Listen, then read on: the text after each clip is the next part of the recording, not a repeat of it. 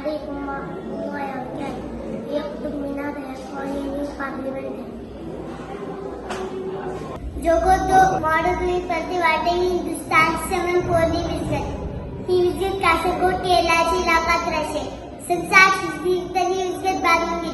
He visit he the Masbut Daki Islam Balifte Dunyani. Allah Che Tasbah Aslam Che Jamaat Buni Hindustan Rashe.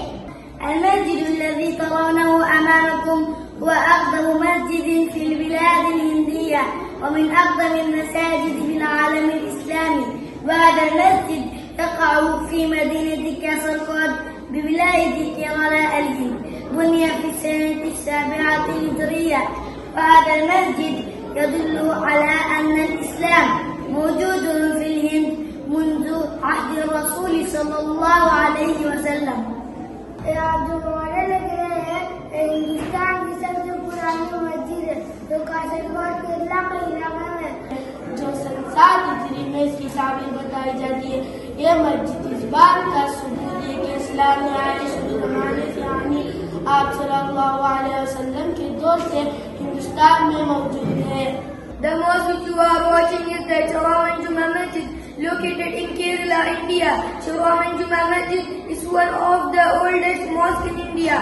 It was built in 7 Hijri during the lifetime of Prophet Muhammad sallallahu alaihi wasallam. السلام علیکم ورحمۃ اللہ وبرکاتہ.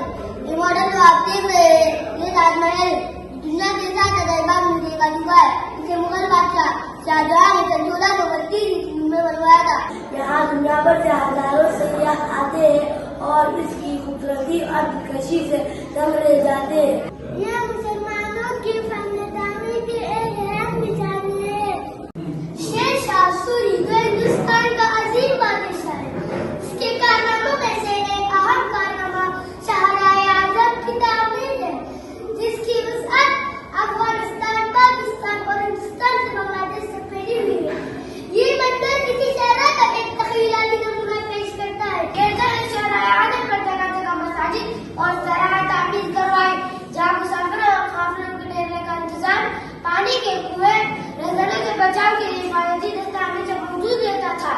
ہر سراہ میں ہندو مسلم دونوں عوام کے لیے مخصوص قاعدہ کیا جاتا. اس کے علاوہ انہوں نے سڑک کے دونوں کناروں پر پھلدار درخت لگوائے.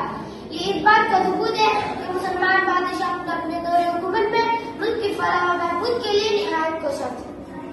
یہ جو آپ ماڈل دیکھ رہے ہیں یہ سیلولر جیل یعنی کالا پانی کا ایک ماڈل ہے. کالا پانی کا نام سنتے ہی روح کانپ جاتی ہے. ایک ایسی جیل تھی جہاں پر انگریز ان لوگوں کو رکھا کرتے تھے جو ان کے خلاف آزادی کے لیے آواز بلند کرتے تھے. یہ جیل جزائر انڈومن نکوبار میں ہے. یہ جیل پہلے سے بنی ہوئی نہیں تھی بلکہ یہ ایک ویران جزیرہ تھا جو درختوں، زہریلے جانوروں اور حشرات ارض سے گھرا ہوا تھا اور جن کے چاروں طرف سمندر تھا جہاں سے بھاگنے کا کوئی امکان نہیں تھا. 1897 عیسوی میں اس کی بنیاد لگی گئی اور انہیں قیدیوں کے ہاتھوں اس کی تعمیر کرائی گئی. اس کے اندر 600 چھوٹانے میں کوٹلیاں ہیں جن کو اس انداز سے بنایا گیا ہے کہ ایک قیدی دوسرے قیدی سے بات تک نہ کر سکے. یہ جیل اکٹوپس کی طرح 7 چاقوں پر مشتمل تھی. ہر قیدی کو روزانہ کولو کے بیل کی طرح 30 پاؤنڈ ناریل اور سرسوں کولو میں پھیرنا ہوتا تھا. اگر وہ ایسا نہیں کر پاتے تو انہیں کوڑے لگائے جاتے تھے اور ایک مدت تک انہیں بیڑیوں میں جکڑ دیا جاتا تھا. یہاں کے قیدیوں کو مختلف کام کرنے بھی ہوتے تھے جیسے کہ تولیے بنانا، قالین بنانا، رسی بنانا وغیرہ. پھر اتنے کام کے بعد بھی کھانے میں گھاس کی سبزی اور پینے کے لیے ایسا پانی دیا جاتا تھا جس میں کیڑے ہوتے تھے. سیکا پینے کی وجہ سے کئی قیدی مر بھی جاتے تھے.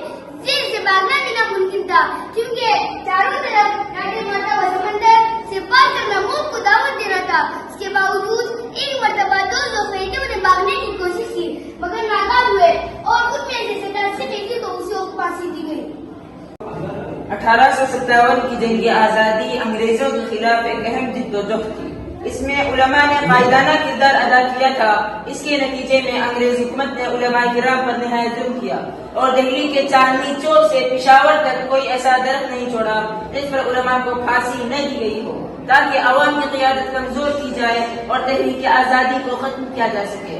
علماء کی قربانیوں نے بعد کے دور میں تحریک آزادی کے لیے مضبوط بنیاد فراہم کی جو بالآخر سن 1947 میں آزادی کا پیش خیمہ ثابت ہوئی.